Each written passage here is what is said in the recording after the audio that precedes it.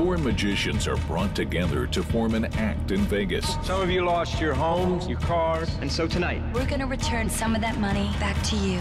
But they appear to rob a bank without ever leaving the stage. Thank you, everyone. We are the Four Horsemen. Good night. So an FBI agent must prove their guilt and stop their next trick in Now You See Me.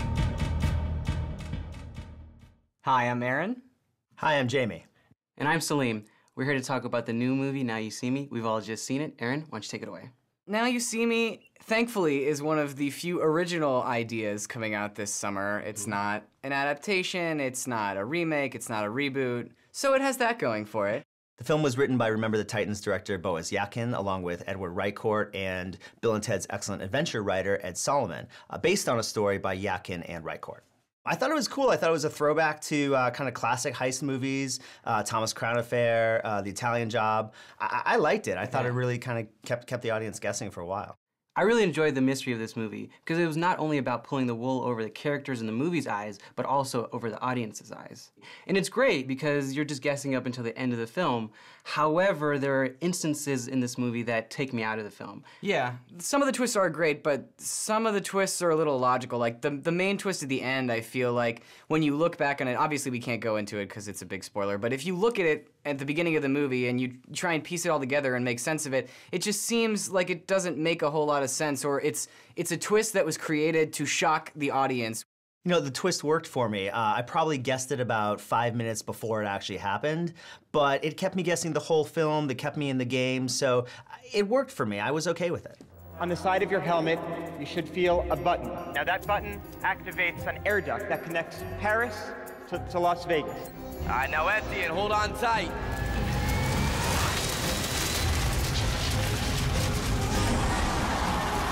Maybe the payoff was a little less thrilling than I expected it to be. And a real problem with it, and maybe it has something to do with why the twist let me down, was the character development of all the characters just isn't really there. I don't really feel like I know about any of these magicians. I don't feel like I know about the FBI agent. It's funny because the film is being sold as the Zombieland reunion between Jesse Eisenberg and Woody Harrelson, but it's really Mark Ruffalo's movie. I mean, he's really the lead of this film, which is really nice to see after, you know, playing a supporting role in The Avengers and other films. I really think Ruffalo got the chance to be the lead summer action guy.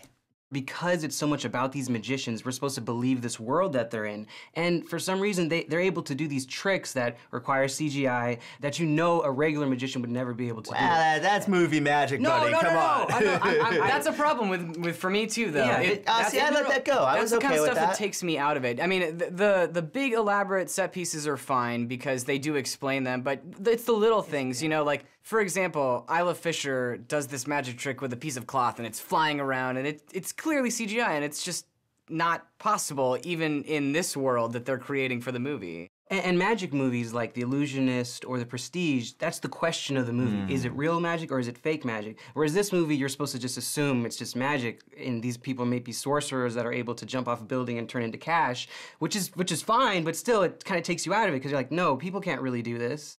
I was enough interested in the characters and invested in the story and the action that was going on that I kind of let all that go. When you're ready to go to Paris, just say the magic word. You gotta be kidding me. That'll suffice. Since we're talking about cast now, I think Mark Ruffalo is probably my least favorite person in the cast. Because he's what made it work for me. The reason why I didn't like him is because he just felt so disingenuous to me as this FBI agent, and it always felt like there was something else going on with him, but not in a good way. You know what I mean? Like he just didn't seem focused, and he was. I totally disagree. He carried the movie on his back for me. Like he's the best thing about the movie. I can maintain my resolve much longer than you can maintain that phony arrogance. And the instant that you even show the slightest crack in that smug facade, I'll be there. I will be all over you like white on rice? Sorry, that's unfair.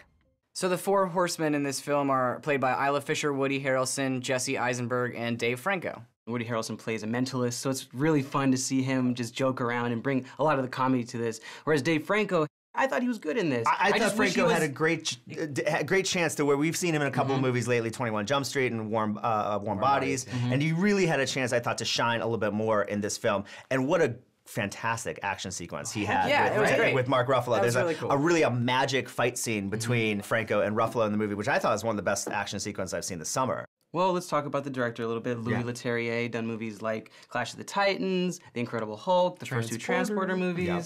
So he's able to make visually striking movies with Yep. some great action sequences. I mean, it's got flair. It's got style. I appreciate it. It's got flair, it's got style. I thought he did a good job of carrying the story along. Again, I was invested in the characters.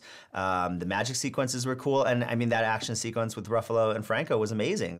While I do appreciate the creativity of this story, the script problems are just a little too big for me to ignore, so I say watch it at home. Stream it. It may not be the most anticipated movie of the summer season, but I think it'll completely entertain its audience. I say see it. The sleight of hand is enough to keep you to the end of this film, but the cheats with the magic takes you out. I say stream it. Looks like our votes add up to 2 full tickets, which is a stream it for Now You See Me. Fair enough. Cheers. Abracadabra. Little irony here that our new Bruce Banner Yeah. is starring true. in the movie didn't even directed think by about that. the Incredible Hulk director.